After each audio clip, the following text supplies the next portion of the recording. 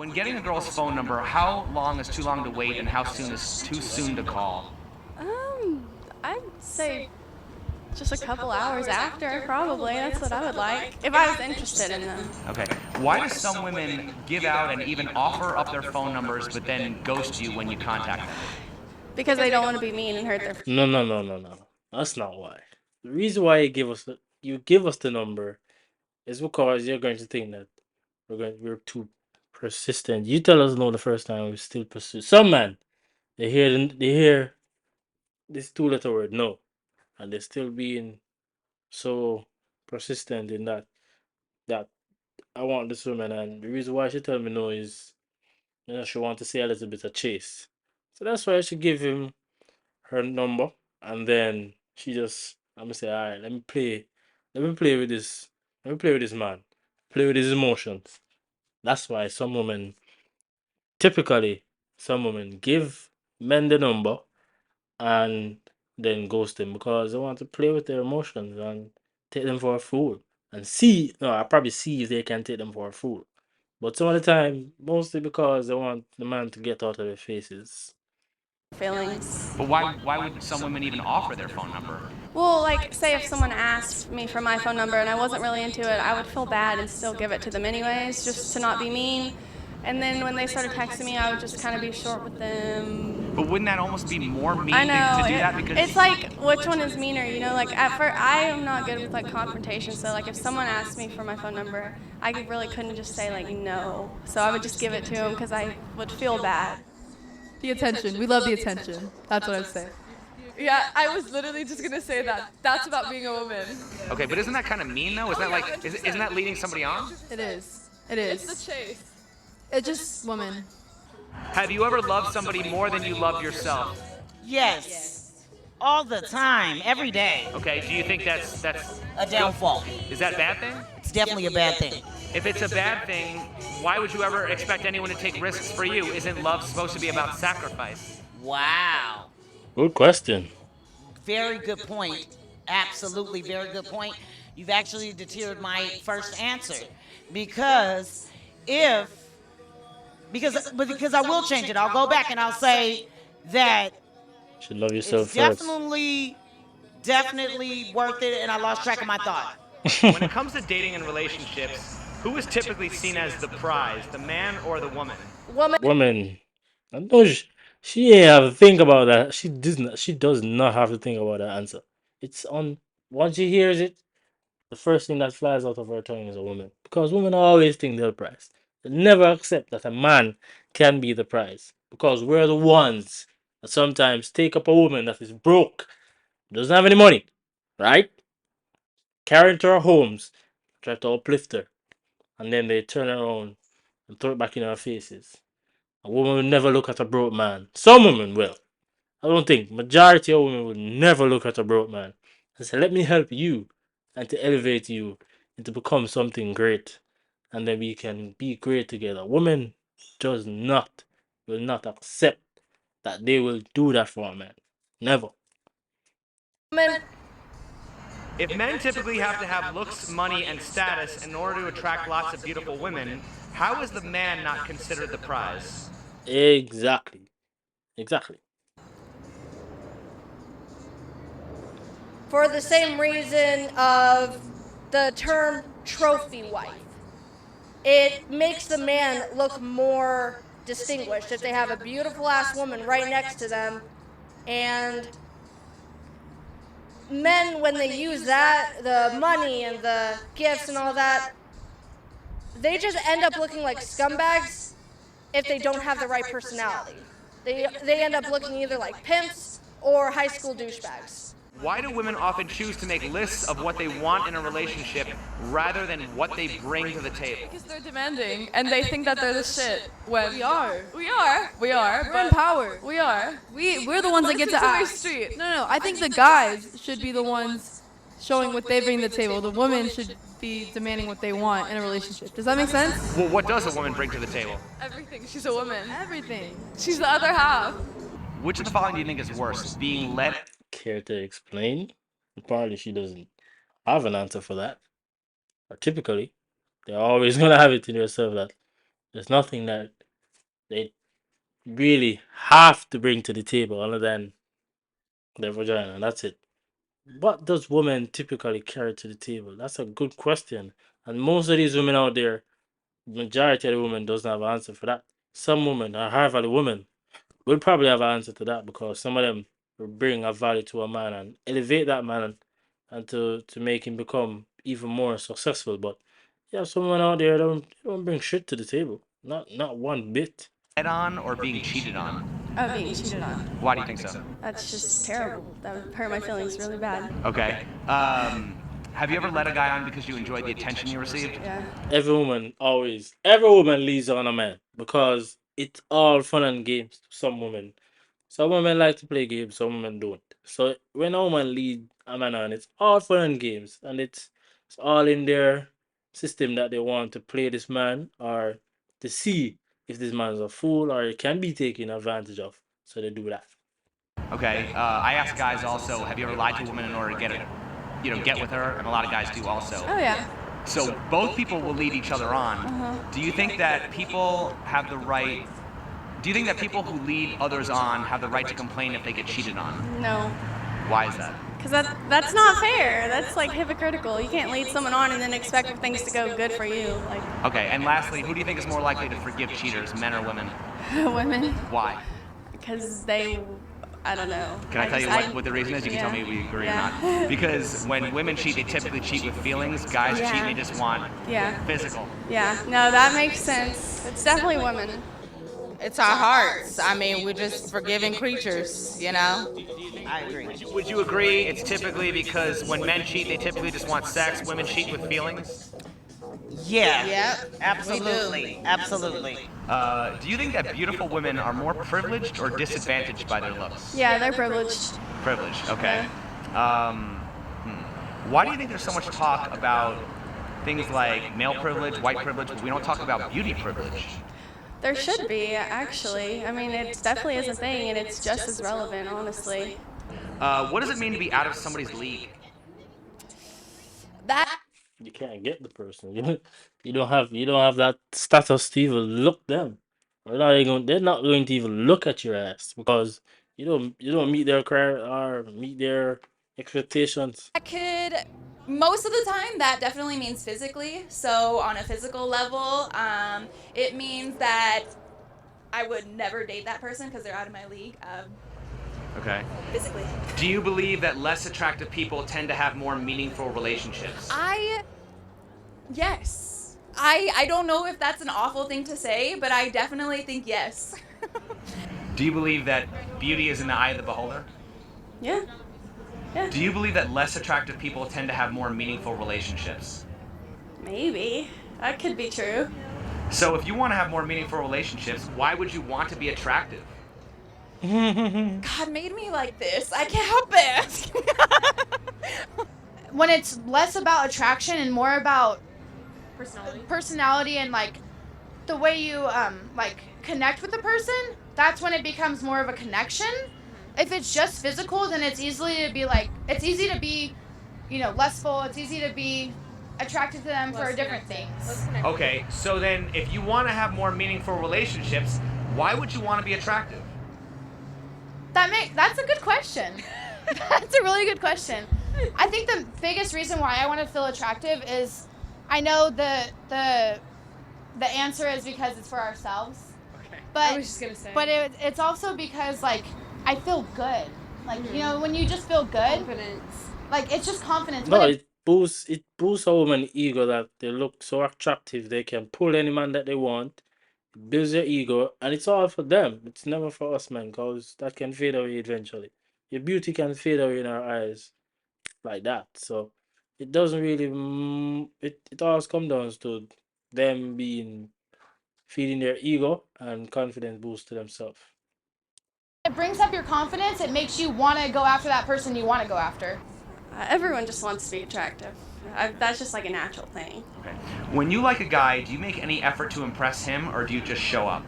Yeah, everyone makes an effort to impress someone they like.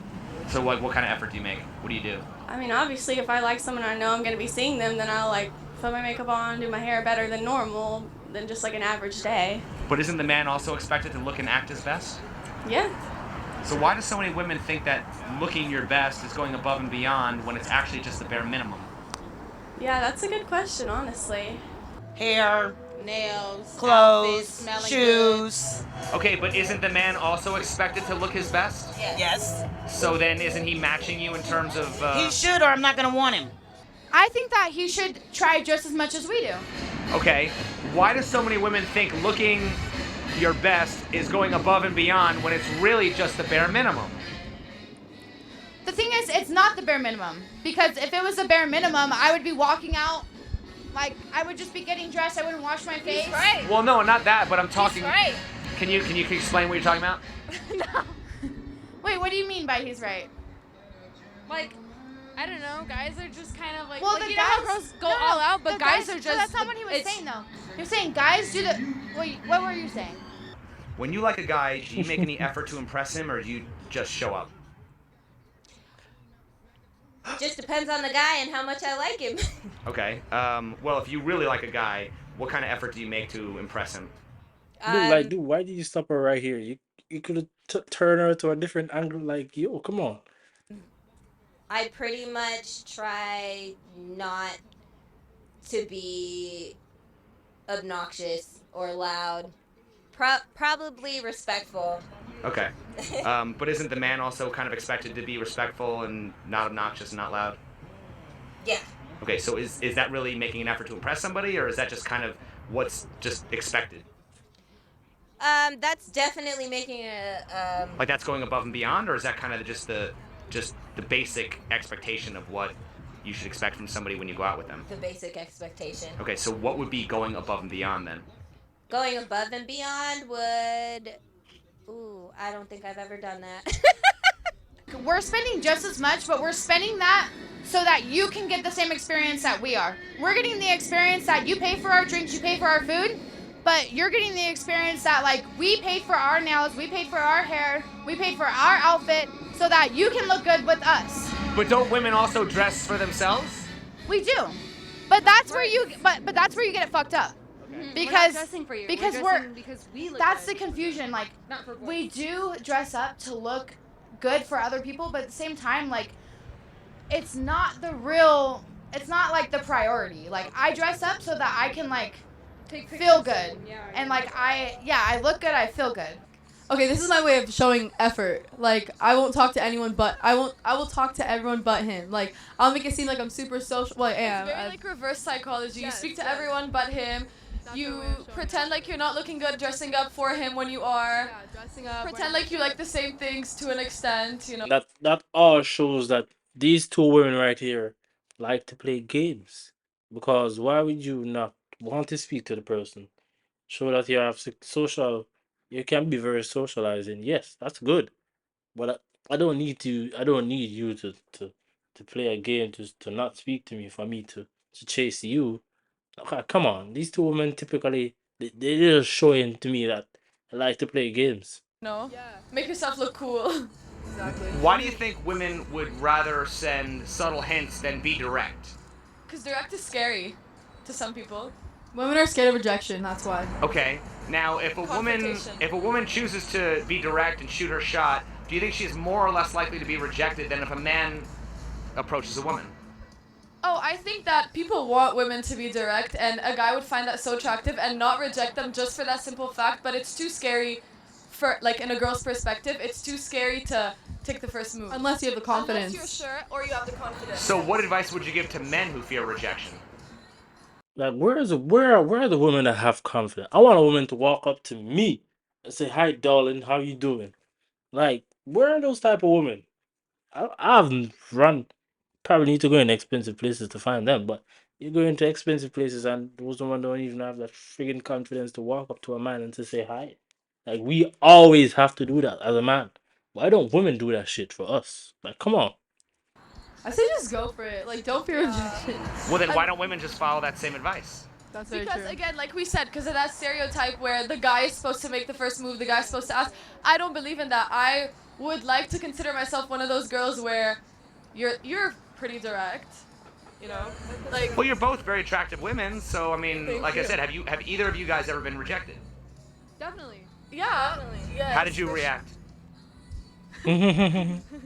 I mean, like, okay, this. I feel like for women, it's more of like not a straightforward rejection. You know, it's not like I went up to the guy, I'm like, "Hi, like, do you want to go out?" And he was like, "No." It's more of hints and. You can tell. You can tell. Like me making it obvious that I like that guy, and him making it obvious. You want to know the real truth? How we react to it? We cry. We sit in our bed for weeks and wonder why we're so fucking ugly. I've talked to a lot of women who say they want to be treated like a queen. What would you think if guys went around saying they wanted to be treated like a king? That would be kind of weird, I think.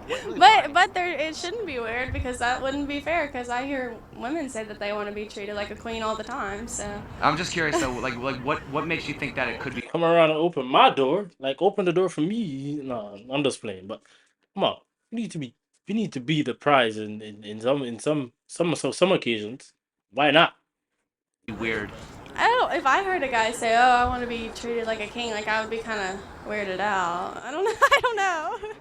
I think Because some women typically do not how to live up to that expectation. But us men, we do know. Some men do know how to make a woman feel like a queen, but the woman typically does not know how to make a man feel like a king. That's gross. Because honestly, in a relationship, like, it should be mutual. Okay, I wouldn't go around saying I need to be treated like a queen. So, like, of course it should be expected. Like, I should be treated like a queen. Like, I feel like if I would say I need to be treated as a queen, it's between me and myself. Like, I have standards and I don't want someone to treat me like a piece of shit, you know? But same goes for the guy. If he treats me like a queen, I'm gonna treat him like a king, you know? But don't, like, say it to people. It's gross. Why do so many women admit to being complicated, emotional, even crazy, and think that is acceptable behavior? Because they are. I mean, everybody is. If you think about it, everybody acts like they can be simple, but everybody's complex because everybody's different and everybody feels differently. How likely are women willing to accept men for just the way they are? Not very likely. So then why should men accept women for just the way they are? I don't know. That's a good question. When it comes to dating, why do people prefer to focus on the rare exceptions rather than the general truth? People are afraid of the truth. They don't want to hear the truth. They want to hear a happy lie. So they find anything possible that is considered rare to hide what actually is going on. They don't want the truth. Why do you think so many people prefer to talk about the way things ought to be rather than the way things really are? Because it's hard to change. Because if they say the way that things are and they say it, then they're gonna have to change. If they say, oh, you know, I really should work out, I really want to lose that weight, then they're saying that out loud. If they say, well, in actuality, what things are right now, I am overweight and, you know, whatever, all this stuff, then now they have to do something to change it. And I think that most of us, we shy away from change. We don't want to change. It's hard. Change is hard. And related to that, what is the difference between having goals and being delusional? I am a firm believer that your dreams should scare you. I think that there is nothing wrong if anyone tells you are dreaming too big. Don't ever listen to them. I think that anything is honestly really possible for people if they put their mind to it in a certain way, in certain things. And I kind of forgot the question because I kind of... Goals is something that you work for. You pin it on a board and you work for it. I want to be signed somewhere and be the face of something and show exactly what a celebrity or famous person should really be. Delusional is pretending that you are. I'm not walking around the streets here, like, asking for autographs or, do you not know that I was here and here and here? Like, no one knows that. I have to work for that. That's delusional. I think a lot of people are so, like, caught up in, like, their future and, like, what they need to be doing to get this in the future, whatever. Like, so many people, like, are in denial of, like, the moment, whether it's good or bad. Plan, like, to think about what you want in the future rather than to like focus on what's happening right now and dealing with what's happening right now, if you know what I mean. What's the difference between having goals and being delusional?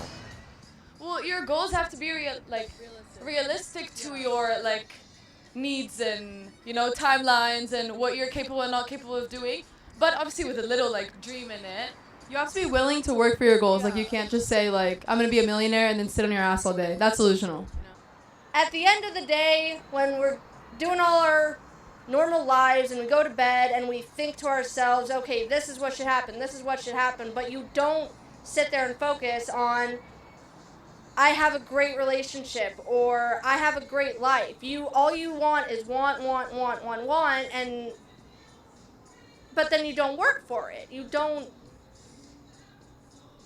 take the time to really progress yourself. So, in all actuality,